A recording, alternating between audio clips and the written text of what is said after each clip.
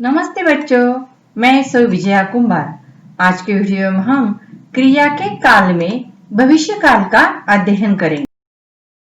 Video में हमने काल किसे कहते हैं वो देखा था। क्रिया के जिस रूप से क्रिया कब हुई है उसके समय का बोध होता है उसे हम काल कहते हैं। काल के तीन भेद है। पहला वर्तमान काल, जो समय चल रहा है उसे कहते हैं वर्तमान काल। दूसरा भेद है भूतकाल, जो समय बीत चुका है। इन दोनों कालों का हमने अध्ययन किया था। आज के वीडियो में हम काल का तीसरा भेद भविष्य काल का अध्ययन करेंगे। भविष्य काल किसे कहते हैं? जो समय आने वाला है उसे हम भविष्य काल कहते हैं। तो देखते हैं भविष्य काल। भविष्य में होने वाली क्रिया को भविष्य काल की क्रिया कहते हैं। भविष्य काल के तीन उपभेद है। पहला है सामान्य भविष्य काल, दूसरा है अपूर्ण भविष्य काल और तीसरा है पूर्ण भविष्य काल। भविष्य काल का पहला उपभेद सामान्य भविष्य काल। क्रिया के जिस रूप से उसके भविष्य में सामान्य ढंग से होने का पता चलता है उसे सामान्य भविष्य काल कहते हैं। इससे यह प्रकट होता है कि क्रिया सामान्यतः भविष्य में होगी। हम अब काल परिवर्तन देखने वाले हैं, मतलब वही सामान्य वर्तमान काल के उदाहरण लेंगे और उनका सामान्य भविष्य काल में परिवर्तन करेंगे, ताकि आपको पता चलेगा कि सामान्य भविष्य काल किसे कहते हैं। सामान्य वर्तमान काल में हमने उदाहरण लिया था, अली घर से बाहर चला जाता है। अब भविष्य में होने वाली क्रिया है तो उसका सामान्य भविष्य काल में क्या परिवर्तन होगा? अली घर से बाहर चला जाएगा। सुजाता खत लिखती है, ये सामान्य वर्तमान काल का उदाहरण था। उसका सामान्य भविष्य काल होगा सुजाता खत लिखेगी, मतलब भविष्य में वह क्रिया करने वाली है। बच्चे क्रिकेट खेलते हैं, बच्चे क्रिकेट खेलेंगे। तो सामान्य भविष्य काल का उदाहरण है अली घर से बाहर चला जाएगा, सुजाता खत लिखेगी, बच्चे क्रिकेट खेलेंगे। भविष्य काल का दूसरा उपभेद है अपूर्ण भविष्य काल। यह क्रिया भविष्य में होने वाली है, लेकिन जब हम उसके बारे में बोलते हैं तब वह क्रिया अपूर्ण होगी। जिस क्रिया से यह ज्ञात हो कि भविष्य काल में कार्य पूर्ण नहीं हुआ होगा, अभी वह चल रहा होगा, उसे अपूर्ण भविष्य काल कहते हैं। वही उदाहरण लेंगे सामान्य वर्तमान काल का। अली घर से बाहर चला जाता है। अब अपूर्ण भविष्य काल में क्या होगा? वो अली घर से बाहर चला जा रहा होगा, वो जा रहा होगा, मतलब क्रिया अपूर्ण रही होगी। भविष्य काल में वो क्रिया अपूर्ण रही होगी। सुजाता खत लिखती है, सुजाता खत लिख रही होगी।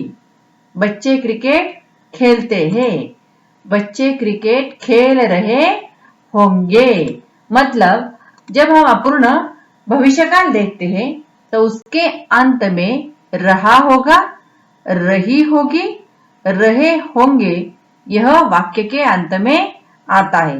मतलब हर अपूर्ण काल की क्रिया में, वह अपूर्ण वर्तमान काल की क्रिया क्यों न हो, अपूर्ण भूतकाल की क्रिया क्यों न हो या अपूर्ण भविष्य काल की क्रिया क्यों न हो, उसके अंत में मुख्य क्रिया के साथ या धातु के साथ सहायक क्रिया रहना यह आती है। यहाँ देखिए जा यह धातु है, उसके साथ रहना यह सहायक क्रिया आई है, और होगा होगा यह भी सहायक क्रिया है। तो जा रहा होगा, लिख रही होगी, खेल रहे होंगे, मतलब अपूर्ण भविष्य काल में होगा, होगी, होंगे आता है, तो उसे कहते हैं अपूर्ण भविष्य काल।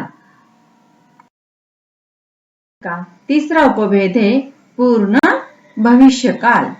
क्रिया के उस रूप को पूर्ण भविष्य काल कहते हैं जिससे क्रिया की समाप्ति आने वाले समय में पूरी होने का बोध होता है, उसे पूर्ण भविष्य काल कहते हैं। मतलब भविष्य काल में ही क्रिया पूर्ण होने वाली है, ऐसा बोध होता है, उसे कहते हैं पूर्ण भविष्य काल। अब देखेंगे उनके उदाहरण मतलब काल परिवर्तन। हमने सामान्य वर्तमान काल में पहला उदाहरण लिया था, अली घर से बाहर चला जाता है, उसका पूर्ण भविष्य काल कैसा होगा? तो उसका परिवर्तन होगा अली घर से बाहर चला गया होगा, मतलब अली घर से बाहर चला गया होगा, क्रिया पूर्ण हुई होगी, लेकिन कब? भविष्य काल में। दूसरा उदाहरण था, सुजाता खत लिखती है, पूर्ण भविष्य काल होगा सुजाता ने खत लिखा होगा, मतलब लिखने का काम पूरा हुआ होगा। बच्चे क्रिकेट खेलते हैं, बच्चे क्रिकेट खेले होंगे, ये हो गया पूर्ण भविष्य काल। इन उदाहरणों को ध्यान से देखिए। अली घर से बाहर चला गया होगा, सुजाता ने खत लिखा होगा, बच्चे क्रिकेट खेले होंगे, मतलब वाक्य के अंत में होगा, होंगे, यह सहायक क्रियाएं आई है मुख्य क्रिया के बाद में, तो उसे कहते हैं पूर्ण भविष्य काल। काल के भेदों में तीनों कालों का अध्ययन किया। अब हम एक उदाहरण लेकर तीनों कालों में और उनके उपभेदों में हम काल परिवर्तन करते हुए देखेंगे। तो पहला उदाहरण मैं यहाँ लेती हूँ सामान्य वर्तमान काल का। यशवंत खाना खाता है, उसका अपूर्ण वर्तमान काल कैसा होगा?